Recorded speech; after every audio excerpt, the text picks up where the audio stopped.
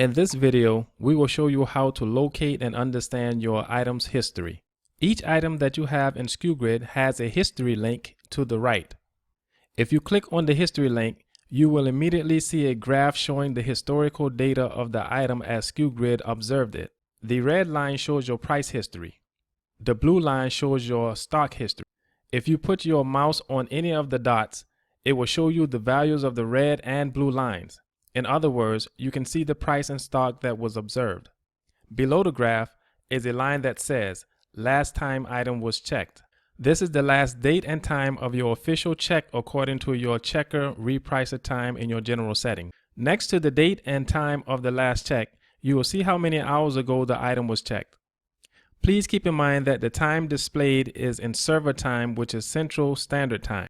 There will be a table below that shows your Sku Grid's observation of your price and stock history. Sku Grid does not record the observations that are done at every check. If Sku Grid checks the item again and the price and stock of the item are the same, you will not see another entry recorded. Sku Grid will only enter the same information into the history if it's been checked for 12 hours and the information has remained consistent.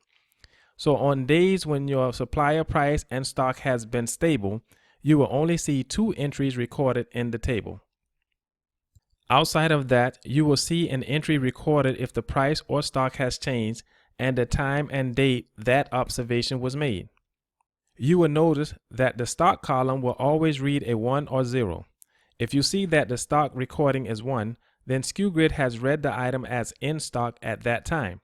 If you see a 0 recorded there, then Sku Grid observed the item as out of stock at that time. If there were any major changes that have occurred, such as large price increase or decrease, or the item went out of stock and then back in, you will see a 1 recorded in the fail-safe column. That is a flag for Sku Grid to come back and check on that item again to confirm that the reading was correct.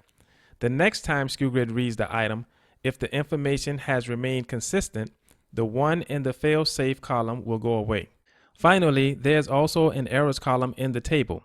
If you see a number recorded in the errors column, it means that Sku Grid received an error when trying to access the supplier page. Each time that it reads an item with an error, the count will go up. If the error count on an item reaches 5, Sku Grid will consider your item out of stock because it cannot get a good read on it. We hope that you have found this video helpful in understanding how the item history works. Thanks for watching. We'll see you in the next video.